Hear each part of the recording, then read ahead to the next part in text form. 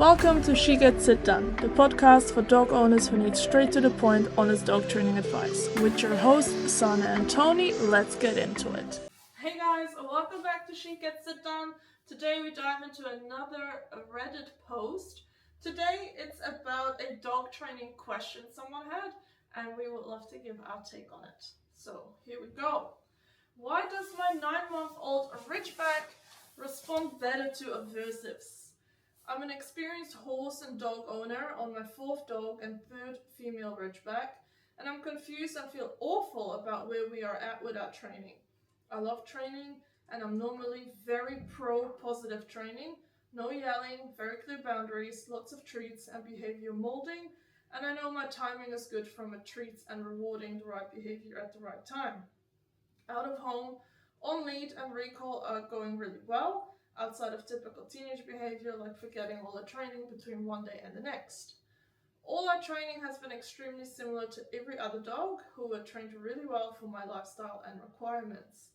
I'm particularly having a hard time with her understanding personal space, which is very weird in a female Ridgeback. She would live in my skin if she could.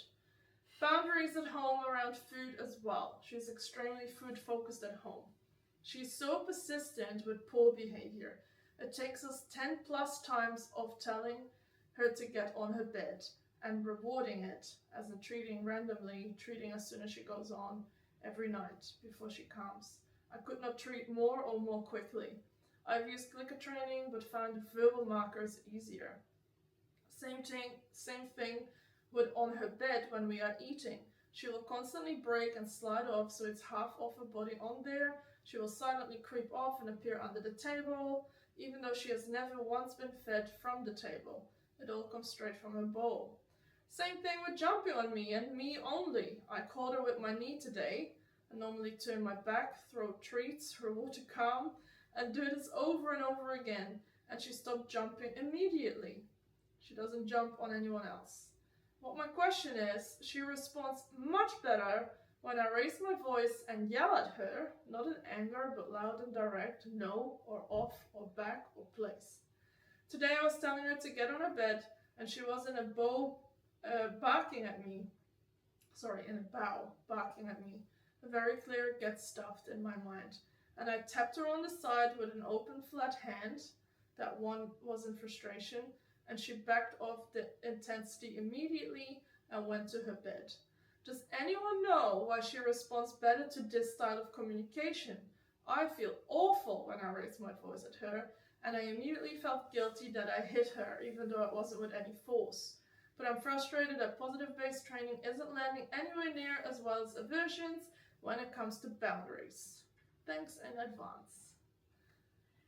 Well, this is just balanced trait. I think what's happened is she's had good intentions of rewarding the dog a lot, and from the sound of it in there, she said, we'll ask her about 10 times, and then the dog gets a reward. So it sounds like at the beginning she's just encouraged her dog to ignore her, and the dog still gets rewards. And now she's got to the point she's frustrated. She's actually just told her dog no, and the dog actually goes, there's a consequence for not listening, which is balanced dog training. I think this is honestly the perfect post to describe why we use aversives. Mm-hmm. Like, this is a pro-positive only person figuring out on her own that aversives aren't necessarily abusive. No. Right? Because that's the whole blah blah blah story that gets told. Oh my god, every time you use an aversive, you traumatize your dog. And it turns out the dog is actually like, you're serious. I think that too. Like, when I'm reading it, it's like every time my dog jumps at me, I turn my back and I throw treats in the opposite direction. Like, you are literally training your dog to jump at you. Yeah, she's like, great, I get to jump at you and you give me food. This is fantastic. Like, every time I do that, you start just being this fucking food dispenser. I'll keep doing that. That's great. You want me to do that. But then that one time the dog got kneed, which, it's a big dog, right? It's a Ridgeback. It's a Ridgeback. Okay, a knee up is not the end of the world. And the dog was like, that was unpleasant. Okay, I'm not going to do that again. It's like, mom drew the line. Yeah. It's like the reason the dog is only doing it with you is because you're a pushover. Yeah. Or the whole place thing. If you reward your dog every time they break place, then what's the motivation to stay on place? But also, what are you teaching your dog? You're not teaching your dog place is a permanent thing. No. It's just somewhere I sit, but I can get off. Whenever I go on or off. I go on or off, and I still get a reward. And every time I go off, she puts me back on, and I get a treat for it. So I'm going to do it, so I can prompt her to get me to go get more food. Exactly. It's like, the dog is just figuring out. He's gaming the system, and I know that there will be people listening. That's like, dogs aren't smart enough for that. They would never take advantage of you like that. They fucking do. Dogs are inherently selfish beings, and I don't say that in a, dogs are selfish in an awful way, but it's like, I'm pretty sure there's research done to this at some point.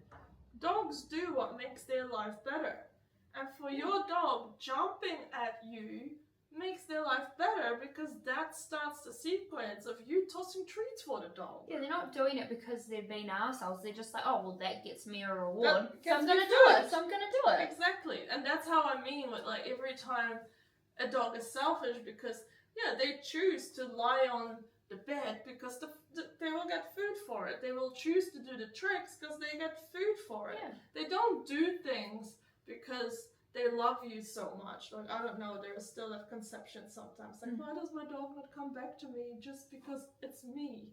I'm like, yeah, well, dogs don't always want to do something because you want them to do. Yeah. So there is, yes, you need to pay your dog, but also don't become such a, I don't know, like, literally a food dispenser. I think what she's thinking is that she's like, well, my dog's only responding because I'm telling them off. I'm like, well, no, you're just putting in boundaries. You can do rewards with your dog and tell them they're doing the right thing. But your dog needs consequences for not doing the right thing. You're just giving your dog guidance and saying, well, I don't want that. Exactly. And you also, if you do this consistently and have boundaries, you don't have to get to the point where you're getting so angry. Like, all of this could be, like, not judging her, because obviously, like, she's gotten, like, frustrated. But if you just had simple boundaries, like a leash, your dog got off the place, no, pop back on the lead, they got no food, they're like, oh, okay, well, that was it. That's still a correction. Exactly. Not the same as, she said she didn't hit the dog, obviously, but she did. Yeah, she did. She used a flat hand. Yeah. She probably went like, move. Yeah, but not like, like it wasn't a backhand. Yeah. But you can see it's still a punishment, but it's a different level of punishment. That's a conversation we have a lot as balance trainers, right? Like, we are able to correct the dog emotionless. That, not in a psychopath type of way. No, but that's the way you should be doing right? You can, not the psychopath way. No, but no emotion. It's exactly. It's just like, hey, I don't like that. Stop.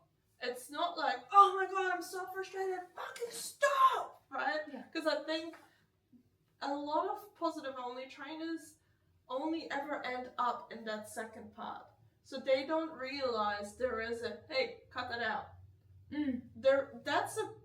That's possible. Like, I never correct a dog.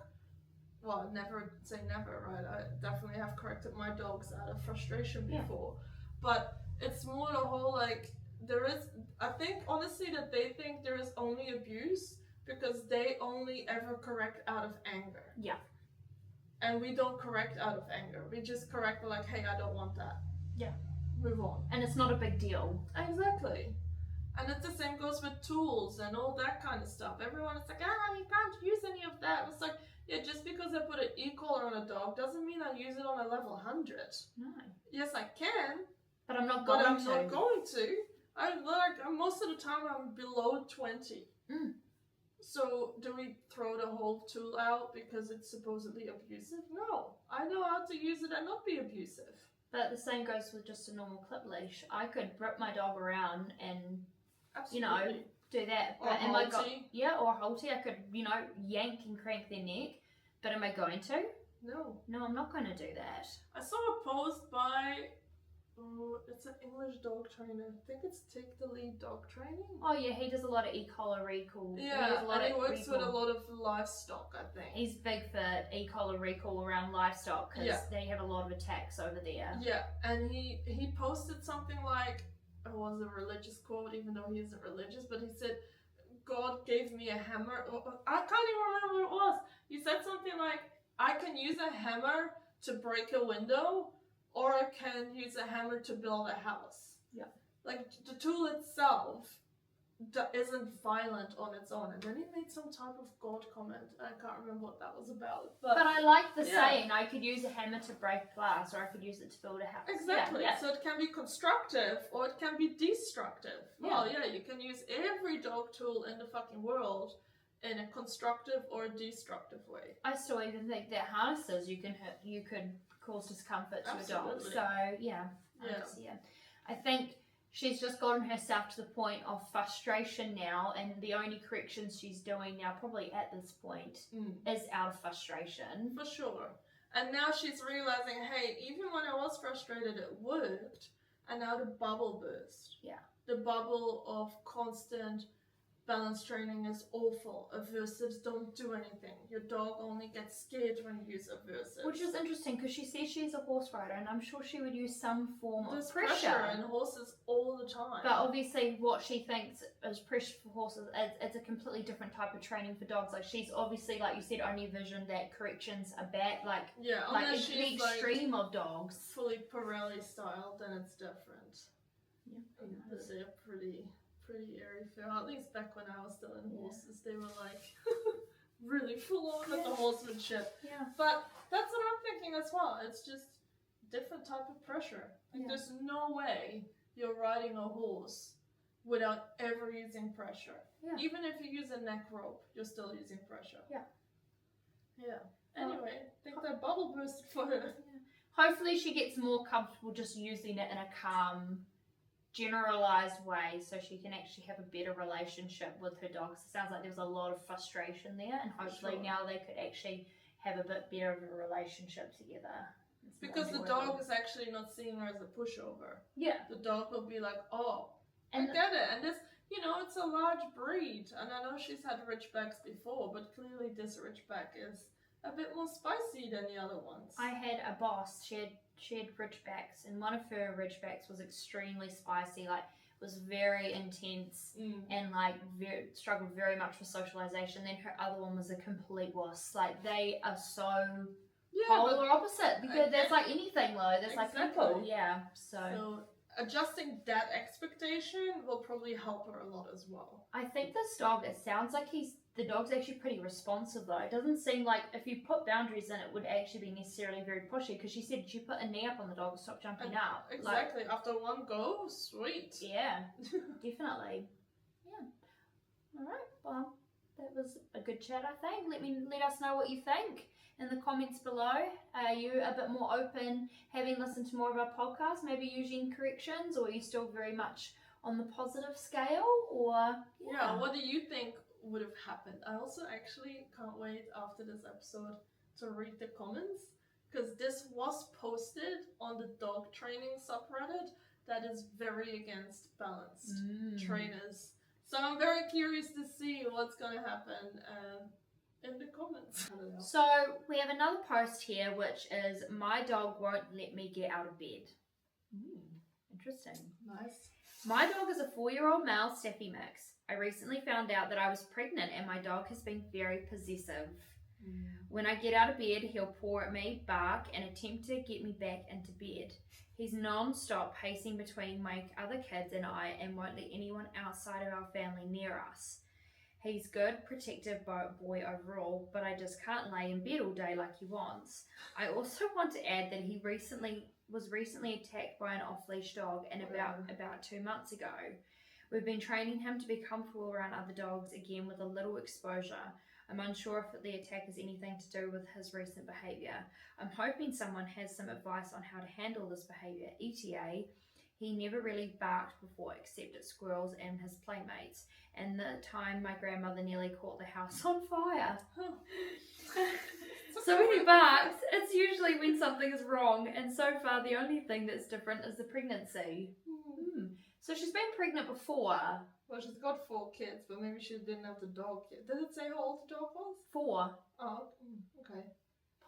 Probably could have been a gap, or she could have adopted the dog when it was a bit older. Cool, could be. I mean, the first thing is get the dog out of your fucking bed. Yeah. It's not that, like, okay, well, you can't behave, go sleep on the floor. Go sleep in a different room. Go sleep in a crate. There's so many options for you to sleep, but it's not going to be my bed. Yeah. First one. And is the dog actually trying to get her back into bed, or is it just being like attention seeking, being rude, being pushy to get attention from her? It sounds like. Definitely. Yeah. And she is allowing it. It's working. Right? Because otherwise she wouldn't be writing this as an issue.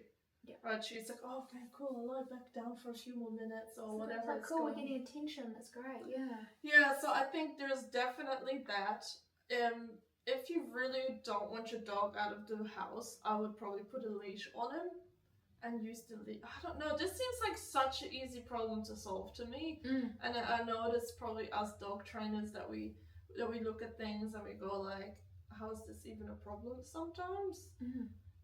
But yeah, this is like, also, is the dog protective? I hate when people say that. The dog is resource guarding you and you're letting it. Yeah. Your dog needs more boundaries and more guidance in the house, and if it's when guests are coming over, you probably need to put your dog away if it's being possessive or whatever. And you need to take control of the situation. Because it could get worse if you have a baby. Oh, for sure. But just because she is probably reading it at, oh, he's protecting me because I'm pregnant, right? Now you are putting your dog in a position of, it's okay that you protect me. I need you to do this.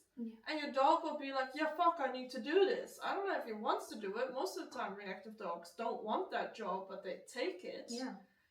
Instead of you saying, hey, buddy, I don't need you to do this. Cut it out. And then they go, oh, thank God. I'm just going to chill then. Yeah. Right? But you first need to show your dog he is not needed in this situation. Yeah. And also, I think some people can misread, like, protective behaviour for just full-on possessive behaviour, which might be because she's pregnant, he's becoming more possessive as well. It's definitely the cause of the pregnancy is definitely what kicked us off. The I don't hormones, think it's got the smells, the dogs can hear heartbeats. Yeah. Well, when I used to work at a daycare, we had this GSP. And there are a couple of ladies that got pregnant there, and it was really interesting. As soon as they were pregnant, and I think one was before she even knew, he was hanging around her, would sit with her the whole time, would never leave her alone. So he knew instantly, yeah. And it is like that. Dogs do that. So I don't want to be like dismissive of the whole pregnancy thing, but at the same time, it shouldn't matter. Tell your dog it's not necessary to cut it out. Yeah. So you definitely don't want that inappropriate behaviour continuing, especially when the baby comes as well, because you don't know then how that dog is going to, like, if this possessive inappropriate behaviour is starting then, you don't know then what else is going to happen later on as well. For sure. Especially if he becomes possessive over the baby and then you have issues with that as well. Was he protecting the other kids already?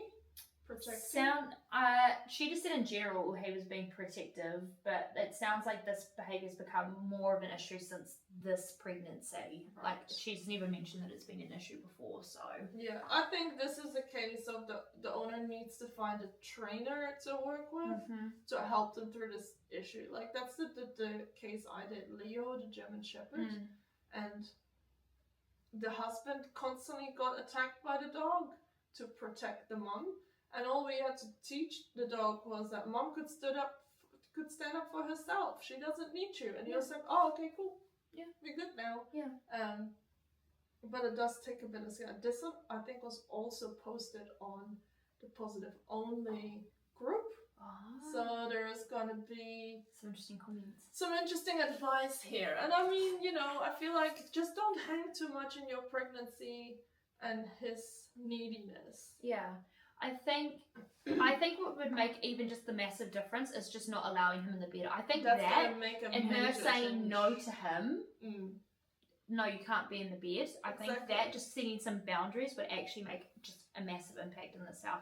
Look, I get that you probably like enjoying cuddling with your dog, but at this point it's not appropriate for him to be doing that. Once he starts listening a bit better, you might be able to introduce some cuddles in bed, but then you go and sleep in your own bed at night. Exactly.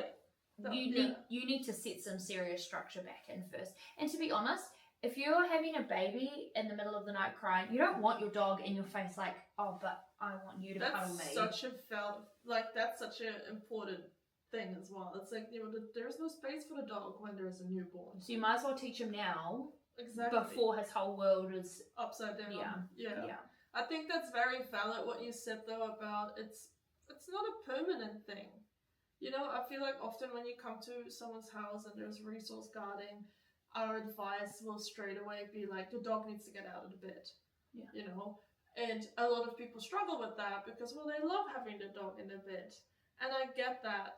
And I always want to say to people, this is not a forever thing. This is a now thing while we work on this problem. Yeah. And then you might give your dog some freedoms back, right? And if they take advantage of that, then that freedom gets stripped away again. Exactly. Yeah. Again, like I did this with the Leo the German Shepherd as well. Like that dog slept next to mom every night on the ground, but still, like I don't think people realize the effect of sleeping with the dog. That's 8 hours a day that your dog is completely attached to you. Yeah. Sleeping in your most vulnerable position, completely encapsulated in your smell, which is great if you like cuddles and you have no issues, then by all means go for it. Yeah. But if you do have issues, that's 8 hours a day of training you have to undo. Yeah, your dog has access to you. Exactly. Yeah. And that just makes those problems worse. And again, it's not a forever thing. I found that really interesting. Have you ever had this issue before when you've become pregnant? Or do you have a dog that has this kind of issue? You should comment below. And if you've been able to work through it, or if you're still struggling. That's it. Or have you had a dog that resource guards you, or you have had issues with dogs in the house, guests coming over on furniture? What did you do to solve that problem? Cool. Let us know and we'll see you next time.